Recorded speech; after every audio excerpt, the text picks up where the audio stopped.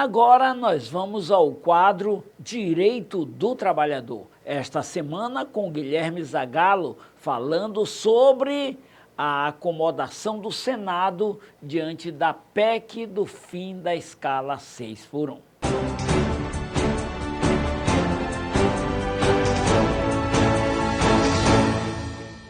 Agora, no final desse primeiro semestre, o término da sessão legislativa do Senado, sem a votação da PEC contra o trabalho 6+1, né? Que era a grande expectativa dos trabalhadores de que a gente passasse a ter o direito de ter pelo menos 2 dias de repouso por semana. Depois da aprovação da Câmara, havia necessidade de votação no Senado, no entanto, iniciou o recesso do meio do ano, sem que essa matéria tivesse sido votada. Temos a expectativa de que isso venha a ser julgado no segundo semestre. Provavelmente, se isso não acontecer, dificilmente essa proposta seria aprovada, porque essa questão eleitoral acaba sendo o grande elemento de força e de pressão dos trabalhadores para aprovar essa modificação. Por hora, segue valendo aí a jornada de 44 horas de trabalho, com 6 dias de trabalho por semana, né? 5 dias de 8 horas e 1 dia de 4 horas. Esperamos que até o fim do ano a gente consiga essa alteração legislativa.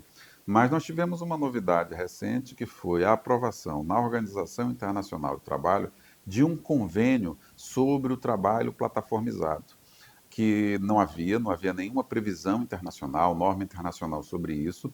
E agora, no final do segundo semestre, nós tivemos a aprovação desse convênio, que é genérico, ele não chega a ser muito detalhado, ele remete para cada país, vamos dizer assim, o detalhamento dessas condições, mas estabelece alguns parâmetros mínimos em relação ao trabalho por plataforma. Nós não tínhamos nenhuma norma internacional sobre esse assunto, e foi aprovada essa norma. Claro que é uma norma genérica, que remete para a legislação de cada país o detalhamento, mas começa a estabelecer parâmetros mínimos, vamos dizer assim, de regulação em relação a esse tipo de trabalho. A simples aprovação desse convênio teve aqui no Brasil o efeito de suspender o julgamento do processo no Supremo Tribunal Federal, que discutia o trabalho pejotizado, ou seja, a contratação de pessoas jurídicas em firmas individuais, né, que estava crescendo como forma de redução de custos e de riscos para os contratantes, mas uma desvirtuação do mecanismo, né?